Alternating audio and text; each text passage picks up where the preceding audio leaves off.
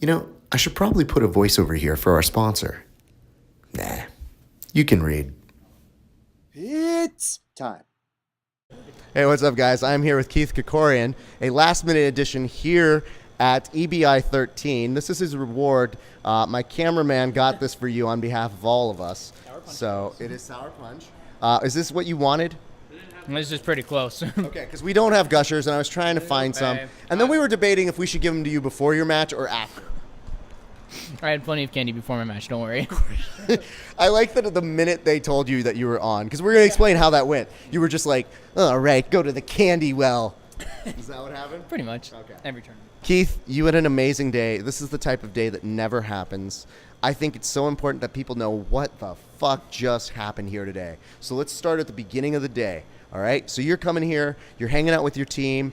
What? I didn't come this morning. Well, you came here. No. You came for the afternoon, right? Yeah. So you were here for the weigh-ins, right? Yeah. Okay, so you get to the weigh-ins, and you're still thinking at this point, as the alternate, you're not actually going to be in the competition, right? I did not think I was going to compete, no. Okay. Because you qualified for the very grueling EBI 13 trials, which, by the way, is like a Jedi trial. Not quite a Jedi. We have not confirmed the term master with you yet, all right? I want to make sure we know that. But you do all this great work. You make it all throughout there. And then they tell you, hey, guess what? PJ's going to take the slots. We have our 2 guys from 10th Planet, but we want to keep you on the side. And you're thinking to yourself, they're not going to use me. Well, guess what? They did. How did that happen? I got a email this morning from Megan. She said, hey, come here at 3, weigh in, we might need you. That was it. I got here at 3, I weighed in. She said, okay, here's the situation. Bill Cooper, we have not heard from him. We don't know if he's going to compete or not, or if he's even going to come or not. So you might have the spot. I said, Bill's probably who's going to miss this opportunity? You know, like, of course he's going to come.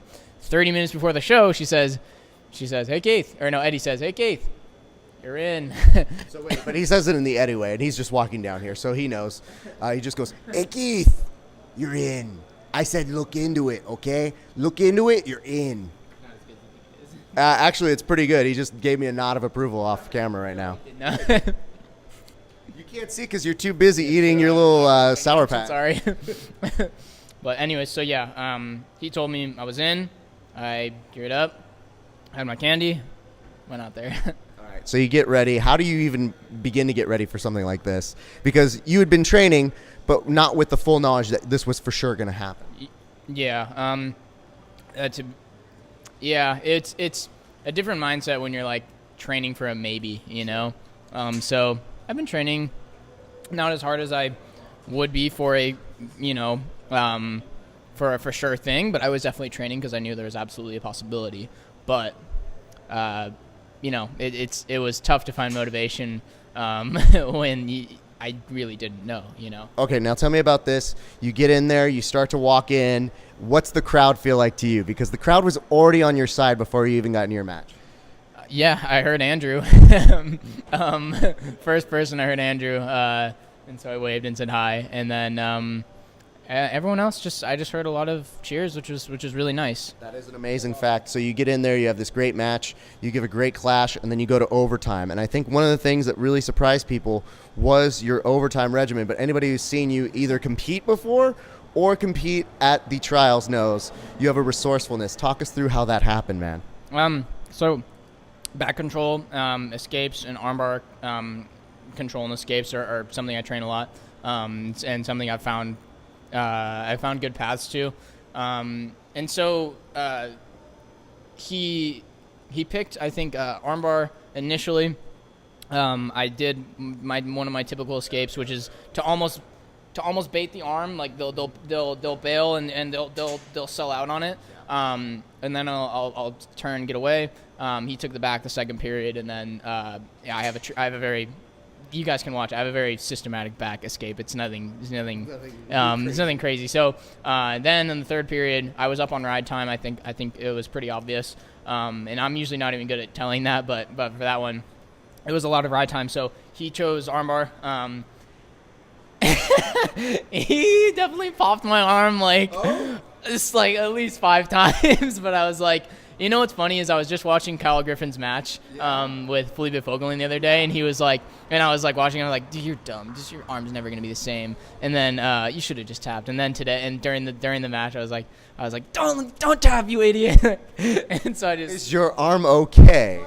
Yeah, it's okay. Yeah, that's fine. Yeah, it's fine. I mean, it looks like it's fine. I guess we'll find out tomorrow if it swells up and at Nutty Professors.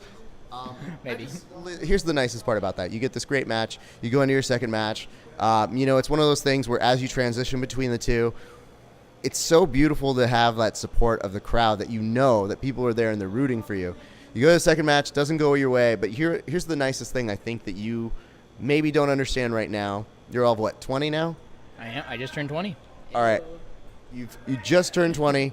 You've done an amazing job at EBI. You really solidified yourself as somebody who, when they look at alternates, they're always like, this guy, this yokel over here.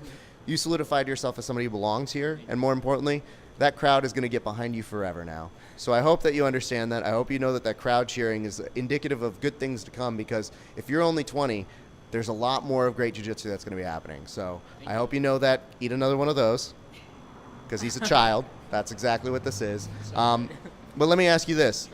Now that you've done this, how much is the hunger to want to come back to that stage? I am so ready to get back out here, preferably 145. This is not my weight class. I mean, I ate lunch right before I came here. It was pizza and Child. Yeah, well, I had waffles for breakfast, but anyway. Candy right now. You had pizza before. You were exactly what would happen if you gave a 5-year-old their choice of a menu. And I weighed in with all my clothes on. I think I was only 153. So 45 is my weight class. I do think I can win that someday. Maybe not the next one. Maybe not because Gio's in it. But I do think I can win it someday, and I really do want to compete in it again. I'm going to tell you this right now, man. If this is your first EBI appearance, there are a lot of people who never got to this point. It's so funny because when we started doing these interviews about, all of 6 months ago, I told you that I thought you had an immense amount of talent within yourself. And I think you are just beginning to show us the very beginnings of that talent. So it is so nice to see someone who's deserving, who treats this sport like a true study and like a true student, get these opportunities. And you just, you keep your nose down, you keep your head down. I think more and more opportunities are going to come for you, young man. So we'll be continuing to do this for some time. I can't promise you, though, when you're 30 and winning one of these things, that I'm going to be giving you candy.